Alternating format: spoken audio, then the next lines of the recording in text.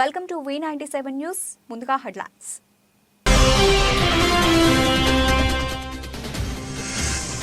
ఎన్నికల వేళ ఇమ్రాన్ కు ఎదురుదెబ్బ, నామినేషన్లను ఎన్నికల కమిషన్ తిరస్కరణ.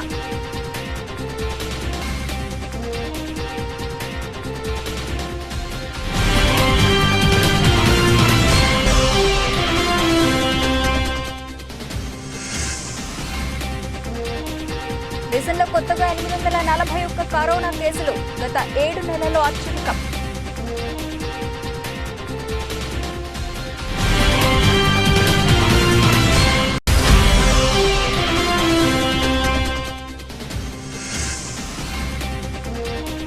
అక్రమంగా చెట్ల నరికివేత, బీజేపీ ఎంపీ సోదరుడు అరెస్ట్.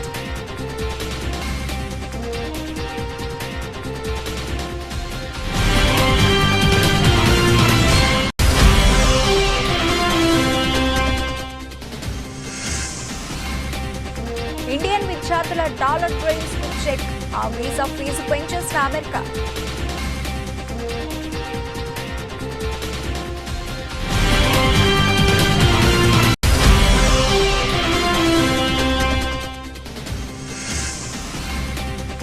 పార్ట్నర్ ఆల్రౌండ్ షో, పోటీ సిరీస్ ను పంచుకున్న బంగ్లాదేశ్ కేవీస్.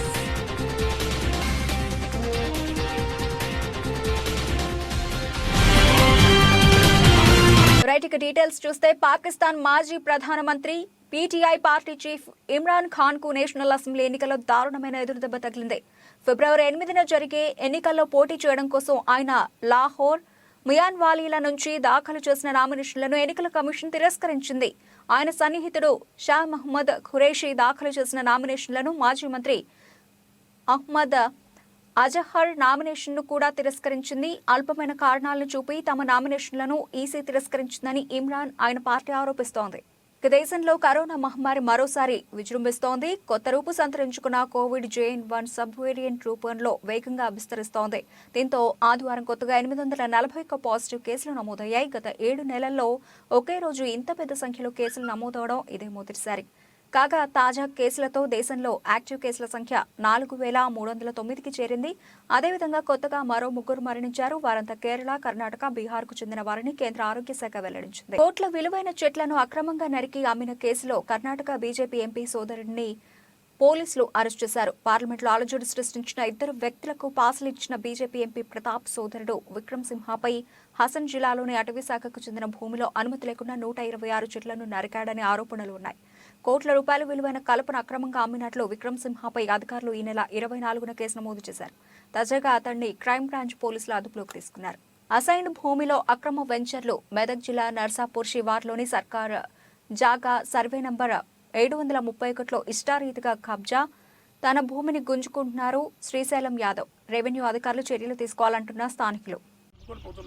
మొన్న మడికట్లు అది చెడగొట్టేసి ఇట్లా పొక్కలు పెట్టేసి మొత్తం లెవెల్ చేసేసి తీసుకొని పోతుంది. ఇది 731 నెంబరు. ఆల్రెడీ కంప్లీట్ చేసినా కూడా నేను ఆల్రెడీ ఎస్ఐ గారు చెప్పి ఇందులోకి రావద్దని వాళ్ళకు లేఅవుట్ వాళ్ళకి చెప్పి కూడా పక్క ఒక లేఅవుట్ అవుతుంది. వాళ్ళు వచ్చి నా భూమిని ఆక్రమించుకుంటారు. ఇది దయచేసి దీన్ని మట్టి మొత్తం ఎత్తేస్తుంది. మొత్తం నా మడ్లు అక్కడి నుంచి అక్కడ చదువుకున్నారు. ఈ టిప్పర్ ఈ లారీ ఆయనలో ఉంది. ఓకే. పాఠశాల స్థాపించిన అనతి కాలంలోనే విద్యార్థుల తల్లిదండ్రుల ప్రశంసలు పొందుతూ కొత్త టెక్నాలజీకి పునాదులు వేస్తూ విద్యార్థులను అన్ని రంగాల్లో తీర్చిదిద్దడమే మాస్టర్ మైండ్స్ ప్రత్యేకత. ఈ సందర్భంగా పాఠశాల ప్రిన్సిపల్ రజని మాట్లాడుతూ, మాస్టర్ మైండ్స్ పాఠశాల డైరెక్టర్లు నిరంతరం కృషి చేస్తూ విద్యార్థులకు ఏ విధమైన విద్యాబోధన చేస్తే భవిష్యత్తులో ఉన్నత శిఖరాలను అధిరోహిస్తారో ఆలోచిస్తూ ప్రతిరోజు పక్కా ప్రణాళికలతో విద్యార్థులను చదువులోనే కాకుండా స్పోకెన్ ఇంగ్లీష్, కంప్యూటర్ శిక్షణ, క్రీడలు అన్ని విభాగాల్లో నిష్ణాతులుగా తీర్చిదిద్దుతున్నామని తెలిపారు.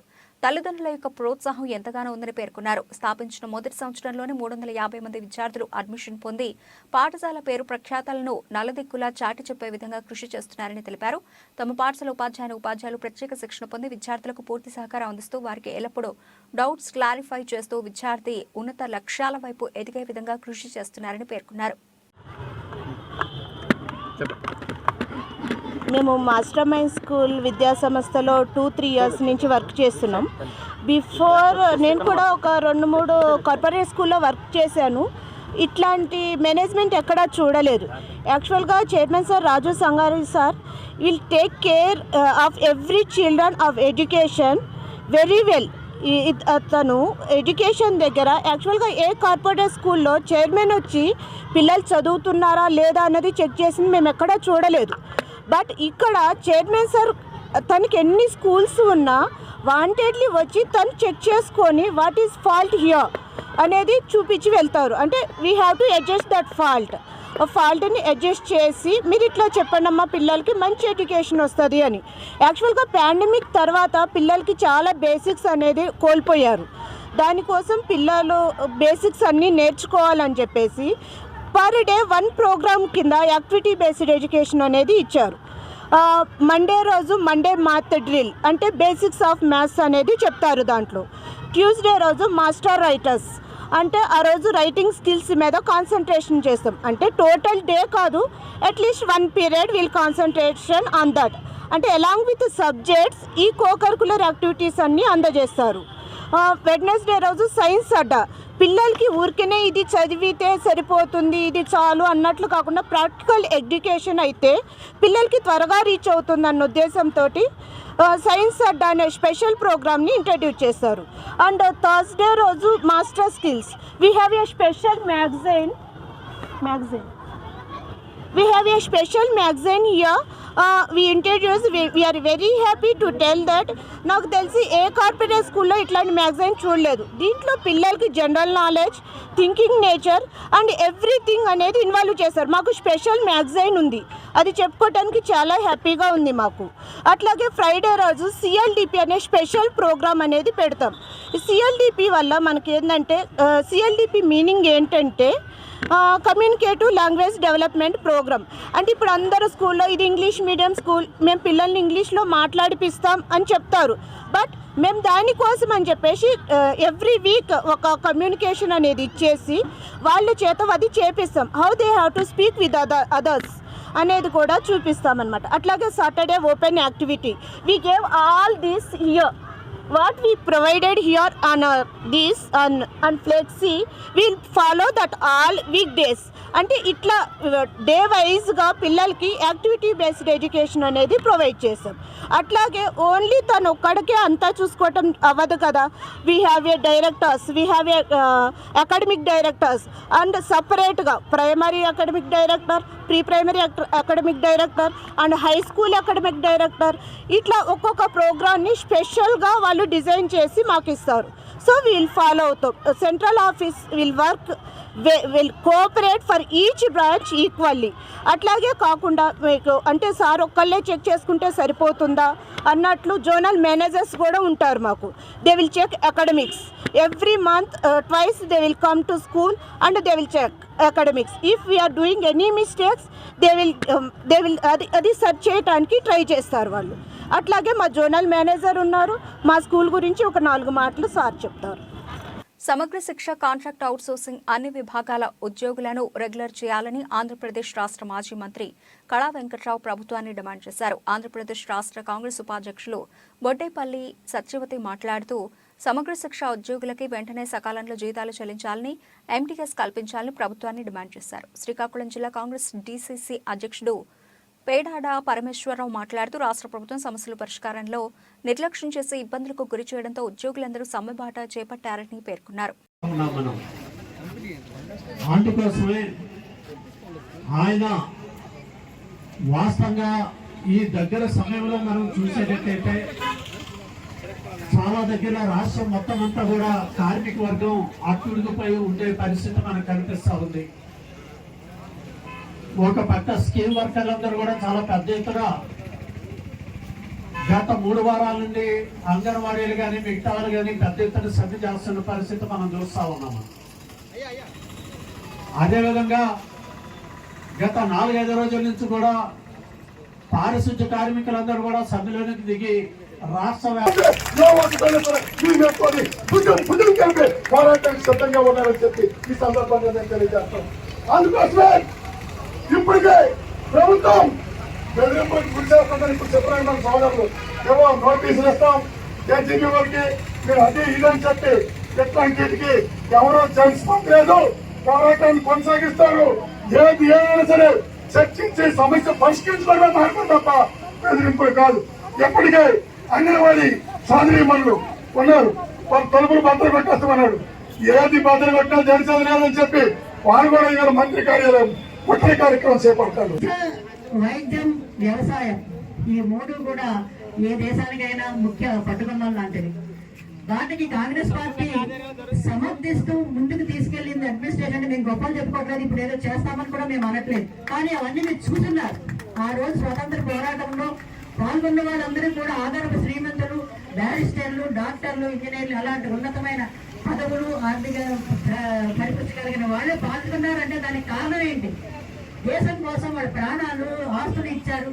ఆ విధంగానే దేశం అన్ని ప్రపంచ దేశాల్లో ఒకటిగా నిలబడాలంటే మన దేశాన్ని అభివృద్ధి చేసుకోవాలని స్వార్థం వదిలిపెట్టి అన్ని రంగాల్లోనూ, విద్యలోను, వైద్యంలోను, వ్యవసాయంలోను అన్ని ప్రాజెక్టులు చేసింది కాంగ్రెస్ పార్టీ.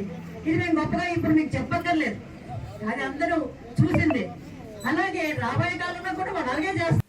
గ్రూప్ ఇన్సూరెన్స్ సౌకర్యం కల్పించాలని, వివోఏ మర్జ్ ఆపాలని, అన్ని రకాల బకాయిలు చెల్లించాలని వివోఏల యూనియన్ జిల్లా గౌరవాధ్యక్షురాలు అల్లు మహాలక్ష్మి, ప్రధాన కార్యదర్శి జి అశ్విని నాయుడు శ్రీకాకుళం జిల్లా కమిటీ సమావేశంలో రాష్ట్ర ప్రభుత్వాన్ని డిమాండ్ చేశారు. సమావేశాన్ని ఉద్దేశించి అల్లు మహాలక్ష్మి మాట్లాడుతూ వివోఏల ఉపాధిని దెబ్బతీసే 3 సంవత్సరాల కాలపరిమితి సర్కులర్ రద్దు చేయాలని, గ్రామ సమాఖ్యల మర్జ్ ఆపాలని, సంఘాలను విడగొట్టడం, కలపడం లాంటి పనులు సర్చ్ అధికారులు చేయడం సరైనది కాదని, వివోల మెర్జ్ చేయడం వలన వేలాది మంది వివోఏలకు ఉపాధి పోతోంది. ఇది మానవ వనరులకు విఘాతం కలిగించడమే. వివోఏల ఉపాధికి నష్టం లేకుండా వివోఏల మర్జ్ ఆపి ఎక్కువ సంఘాలున్న వివోల నుండి తక్కువ సంఘాలున్న వివోలకు సర్దుబాటు చేయాలని, ఎటువంటి రాజకీయ జోక్యం ఉండకూడదని డిమాండ్ చేశారు.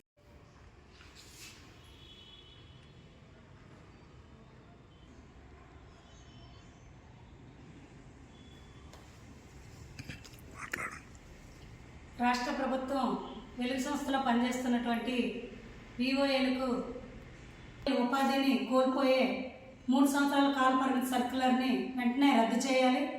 వివోఏలకు గ్రూప్ ఇన్సూరెన్స్ సౌకర్యం 10 లక్షలు ఇవ్వాలి.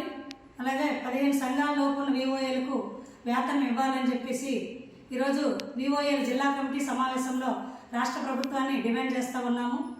20 సంవత్సరాల నుంచి పనిచేస్తున్నటువంటి వివోఏలు ఈరోజు ప్రభుత్వంకి, ప్రజలకి అనుసంధానంగా పనిచేస్తున్నారు.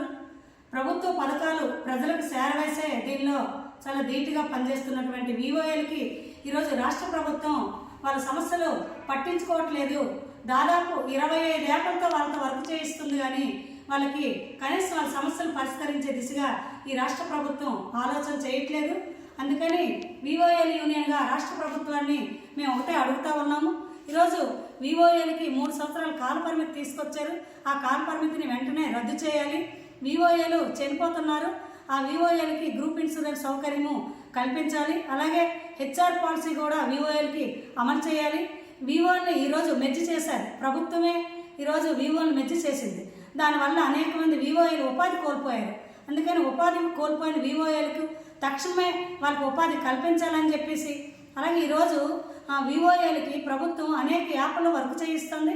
ఆ వర్క్ బర్డెను తగ్గించాలని చెప్పేసి ఈరోజు వివోఏల సంఘంగా రాష్ట్ర ప్రభుత్వాన్ని మేము డిమాండ్ చేస్తున్నాము. మా సమస్యలన్నీ ప్రభుత్వం సానుకూలంగా పరిష్కారం చేయాలి, లేకపోతే భవిష్యత్తులో పెద్ద ఎత్తున పోరాటం చేస్తామని చెప్పేసి వివోఏల యూనియన్గా రాష్ట్ర ప్రభుత్వానికి మేము తెలియజేస్తూ ఉన్నాం. నా పేరు అల్లు మహాలక్ష్మి, వివోఏల యూనియన్ జిల్లా గౌరవాధ్యక్షులు. ఈ విషయాల మీద మేము ఎన్నిసార్లు ఎన్ని రకాలుగా అధికారుల చుట్టూ తిరిగినప్పటికీ కూడా ఎటువంటి స్పందన రాకపోవడం, మేము ఇది మీద భవిష్యత్తు కార్యాచరణ రూపొందించుకోవడానికి ఈరోజు సమావేశం జరిగింది. మరి ముఖ్యంగా జీతాలు ఏవైతే ఉన్నాయో, పెండింగ్ జీతాలు, అవి పూర్తిగా మర్చిపోయారు ప్రభుత్వం. తప్పకుండా ప్రతి ఒక్కరు పెండింగ్ జీతాలు ఏవైతే ఉన్నాయో, ఎంతమందికి ఉన్నాయో ఆ యొక్క వివరాలన్నీ సేకరించి తప్పకుండా ప్రతి ఒక్కరు కూడా పెండింగ్ జీతాలు చెల్లించాలని ప్రభుత్వానికి ఈ సమావేశ పరంగా మేము విన్నవించుకుంటున్నాం. అదే మాదిరిగా ఇప్పుడు ఈ మధ్యకాలంలో మెర్జైన వివోఏలకి జీతాలు పూర్తిగా లేవు.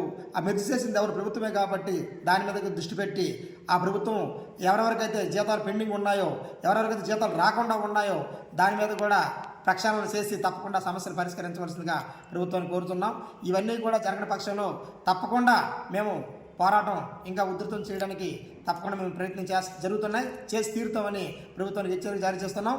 అదేవిధంగా ఇంతవరకు కూడా ఎవరెవరైతే ఇప్పుడు ఈ కొత్తగా తీసి మరి కొత్తగా వేయాలనుకుంటున్నారో దాన్ని మేము పూర్తిగా ఖండిస్తున్నాం. కాబట్టి ఇలాంటి విషయాలన్నింటి మీద ప్రభుత్వం సానుకూలంగా స్పందించి మా యొక్క పోరాటాన్ని అక్కడితో ఆపి మనకు సానుకూలంగా పని చేసుకునే అవకాశం కల్పించాలని కోరుకుంటూ నా పేరు జి అశ్రినాయుడు, జిల్లా ప్రధాన కార్యదర్శి వివిఎల్ సంఘం. జిల్లాలోని పరిశ్రమలు భద్రతా ప్రమాణాలు ఖచ్చితంగా అమలు చేయాలని కలెక్టర్ శ్రీకేష్ లాటకర్ ఆదేశించారు.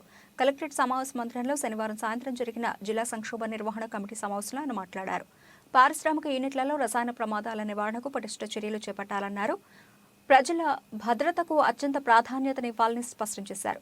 అమోనియా, క్లోరిన్, ఎల్పీజీ, బ్యూటన్ వంటి మండే స్వభావం ఉన్న వాయువులను పెద్ద పరిమాణంలో వినియోగించే పరిశ్రమల్లో కట్టుదిట్టమైన భద్రతా ప్రమాణాలు ఉండాలన్నారు.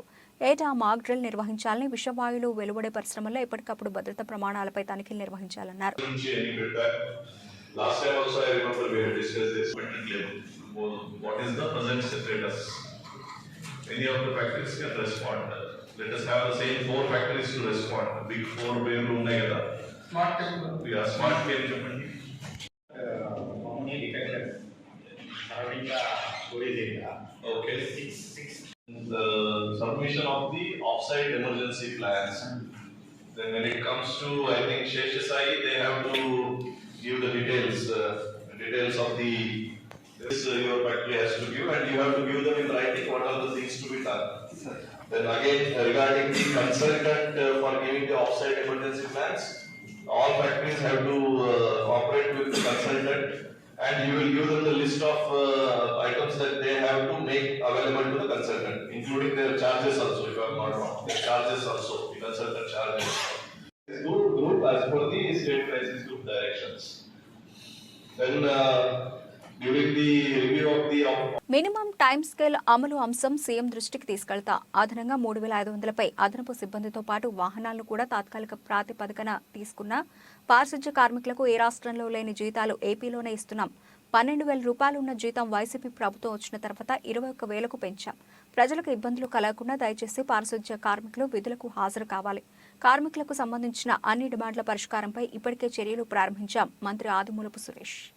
ఇందు నిమిత్తం సుమారు 3,182 మంది పారిశుద్ధ్య కార్మికులు, అట్లాగే 100కు పైగా నాన్ పిహెచ్ వర్కర్స్ అంటే పారిశుద్ధ్యేతర కార్మికులు అంటే టెక్నికల్ పీపుల్, వాళ్ళు ఎందుకు తక్కువ ఉన్నారంటే వాళ్ళలో 95% స్ట్రైక్ లో పాల్గొన్నట్లు. కాబట్టి ఈ సుమారు 3,500 పైచులకు అదనంగా సిబ్బందిని తీసుకొని, ట్రాక్టర్లను అదనంగా హైరింగ్ చేసుకొని, డ్రైవర్లను అదనంగా హైరింగ్ చేసుకొని ఎప్పటికప్పుడు చట్టం లిఫ్ట్ చేసి ఈ యొక్క వీధుల్లో కానివ్వండి, ఇక్కడ నగరంలోని ప్రధానమైనటువంటి ప్రత్యేకమైన దృష్టి పెట్టి వీటిని క్లియర్ చేస్తూ ఎక్కడా కూడా ప్రజలకు ఇబ్బంది కలగకుండా గత 4 రోజులుగా చర్యలు చెప్పడం జరిగిందని చెప్పి కూడా నేను మనవి చేసుకుంటా ఉన్నాను. వీటితో పాటు మున్సిపాలిటీల్లో ప్రధానంగా ఎవరైతే విధుల్లో ఉన్నారో అంటే మీకు తెలిసే ఉంటది, మనకు ఉన్నటువంటి 123 ULBs అంటే పురపాలక సంఘాలు ఏవైతే ఉన్నాయో మున్సిపాలిటీలు కానీ కార్పొరేషన్ లో 41 మున్సిపాలిటీల్లో స్ట్రైక్ నడవటం లేదు. 41 మున్సిపాలిటీల్లో కేవలం 82 మున్సిపాలిటీల్లోనే ఈ సమ్మె జరుగుతూ ఉంది. అందులో కూడా ఓన్లీ పిహెచ్ వర్కర్స్ అంటే పారిశుద్ధ కార్మికులు మాత్రమే పాల్గొంటున్నారు. నాన్ పిహెచ్ వర్కర్స్ ఎవరు కూడా పాల్గొనడం లేదు.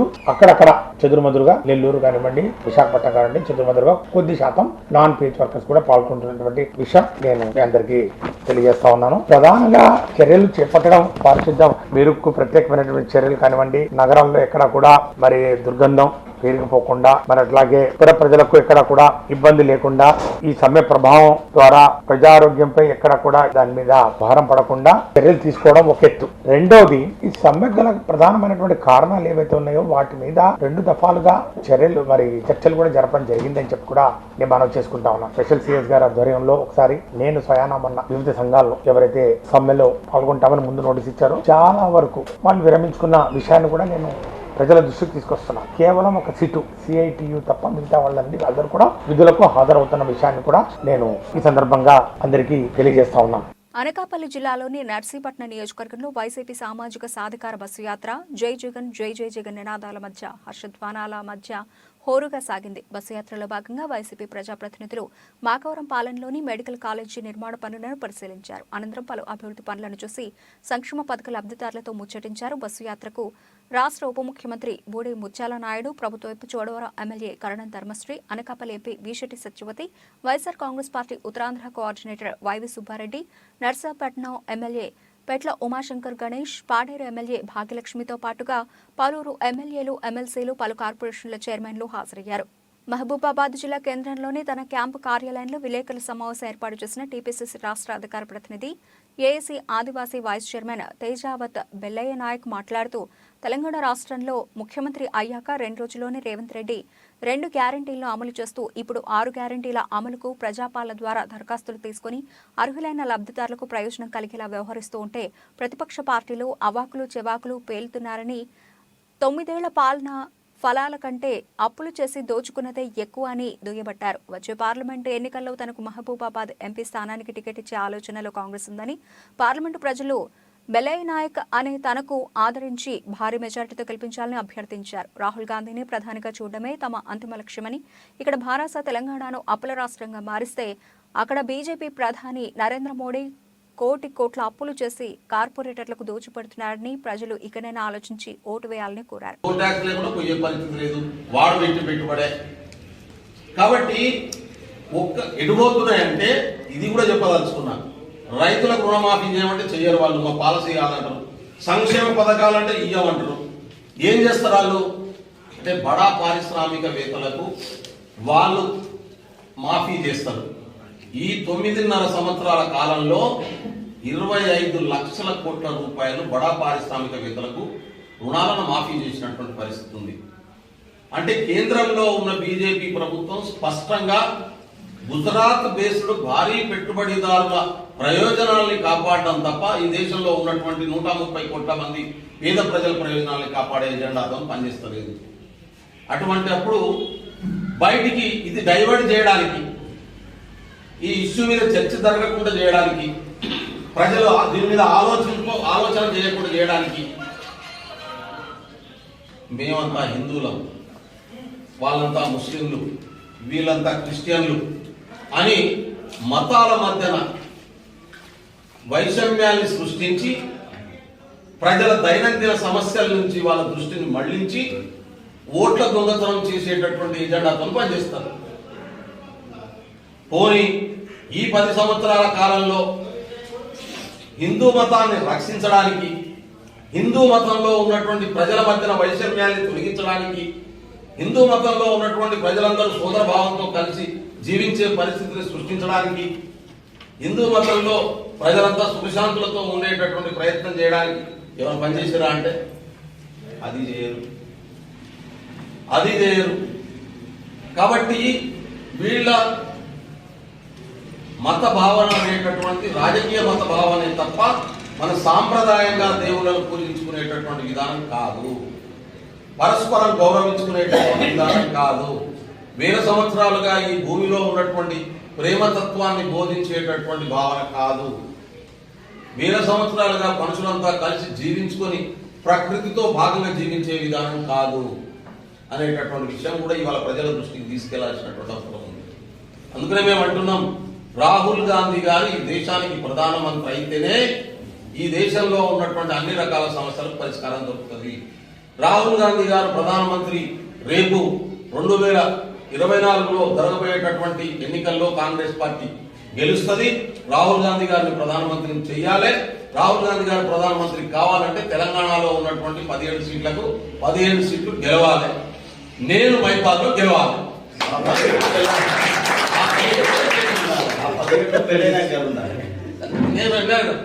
అందుకనే నేను మైపాద్ నియోజకవర్గ ప్రజలకు కూడా మీ ద్వారా ఒక అప్పీల్ చేయదలుచుకున్నాను.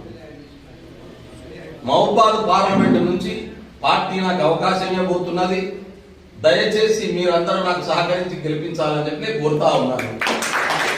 అమెరికాలో ఉన్నత విద్యాభ్యాసం ఆపై పేరొందిన ఐటీ కంపెనీలో పొందిన వారికి H1B వీసా జారీ చేస్తారు. అయితే రోజురోజుకు విదేశీయులు అత్యధికులు భారతీయ విద్యార్థుల తాకిడి పెరుగుతూ ఉండటంతో H1B వీసాలపై అమెరికా అధ్యక్షుడు జో బైడెన్ సర్కార్ కీలక నిర్ణయం తీసుకుంది.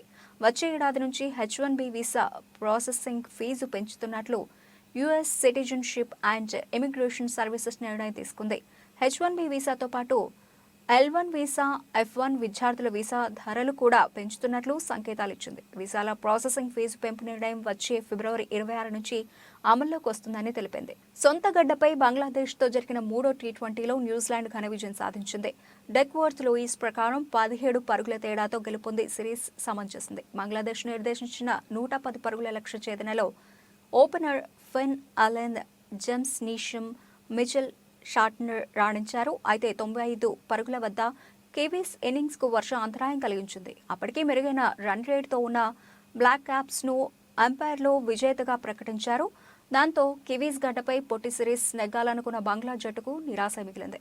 4 వికెట్లతో రాణించిన షార్ట్నర్ కు player of the match, Bangla pacer Shariful Islam కు ప్లేయర్ ఆఫ్ ది సిరీస్ అవార్డులు దక్కాయి. బులెటిన్ ముగించే ముందు హెడ్లైన్స్ మరోసారి.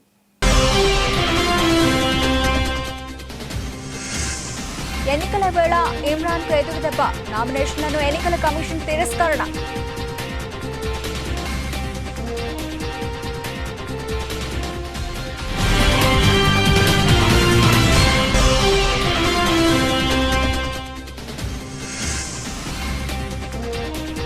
దేశంలో కొత్తగా 841 కరోనా కేసులు, గత 7 నెలల్లో అత్యధికం.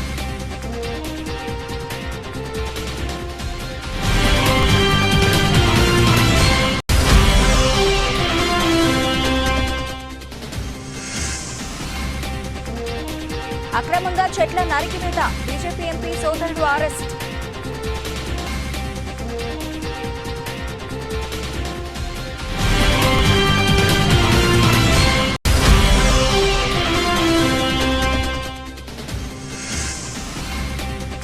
ఇండియన్ విద్యార్థుల డాలర్ డ్రీమ్స్ కు చెక్, ఆ వీసా ఫీజు పెంచేసిన అమెరికా.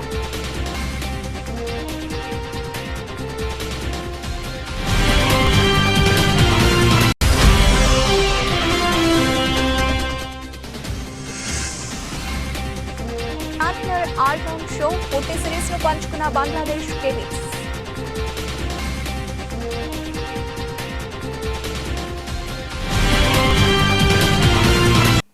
ఇవి ఇప్పటివరకు నిలిచిన అప్డేట్స్. మరిన్ని అప్డేట్స్ తో మళ్ళీ కలుద్దాం. అంతవరకు సెలవు, నమస్తే.